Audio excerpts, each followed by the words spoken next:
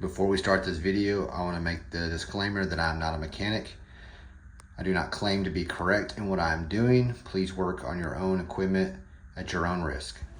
All right, this video is for a fuel filter change. My boat is a 2021 Moomba Max. Obviously, it's going to be for this one. Don't know about other boats, but you can see I'm in the starboard side compartment. I want to show you the location of the fuel filter first. So here's your antifreeze. Come down back behind here. That silver canister right there is your fuel filter. And I've got these two wrenches. I've never done this before, so we're gonna see how it goes. So you need a 13/16 and a 16 mil. And I've figured out so far, at least my feeling is that I can't get an adjustable wrench in there. So you've got to use these, what I call a bone style wrench. So I figured the worst place to get that I can tell is going to be the bottom. And so I used my 16, I went underneath and reached up and loosened the bottom. I already got the bottom. Sorry, I'm trying to video and do this at the same time. Let's see if you can even see.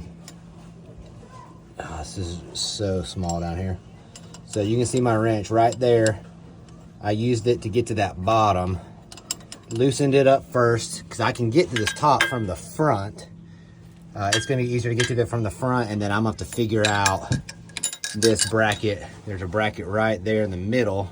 I'm trying to kind of point to it that holds the fuel filter. So I'm going to go bottom first, then top, then try to figure this out. Never done this before, so let's see how it goes. Okay, so far I've been able to undo the bottom and I've undone the top. Did the top from the front up here, did the bottom from the back down here. Kind of worked on this middle bolt, but it's so tight. So I've traced this fuel line back, and there's I'm gonna zoom in a little bit. Right there where it's holding the fuel line, I'm gonna get to it, but I took off the cover in the back here. It's a lot easier to get to back there, but my thought is once I get it loose, I can pull this line down, which will allow me to wiggle this out, because when you go up, it's attached in some different places, and that's just my thought anyway, but that's where we're at right now. I'm about to get that bolt off, get that line drop down so I could drop this out, and then try to continue working on this bolt right here to get that out. All right, I got that fuel line is now loose. And then here's what I'm doing over here. I got a 3/8 on the bolt side and an 11 millimeters on the nut side. And you literally, it's just a 16th at a time, 16th at a time, 16th at a time. I'll be able to, hopefully once I get that loose, pull that line down. This will release and then we'll be able to get that out. All right, so just a little update. Had some success. You can see how much I had to back that bolt off. Luckily, this bone wrench just kind of stays right there. You may have to hold a little bit, but it's just, I didn't take it all the way off, but just 16th at a time. That's actually a new one. I've already taken the old one out. And what I did is I went up with it. I went up and then out behind this. This is the exhaust, I believe. Maybe not, I don't know. I probably just told on myself. But it goes back this way. Goes back behind, and I pulled it out the front. And then I took the new one. So this is the line from the gas tank.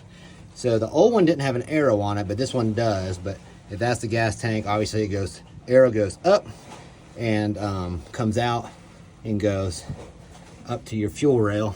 And I'll show you the model number. So this is what I'm using, is the Wix, and where's it at? 33481. That's the part number. Looks just like the old one. The old one had the same number on it, and so that's it. It's got that, you can see the very defined ridge at the top.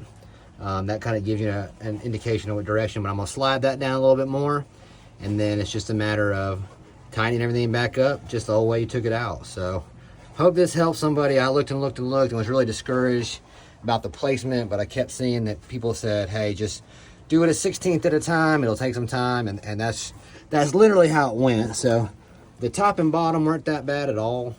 It's the bracket that holds it in place. I thought I could just loosen it a little bit and get it out, but you really gotta get that gap opened up to make that thing move. And so anyway, I'm sweating to death. Good luck, everybody.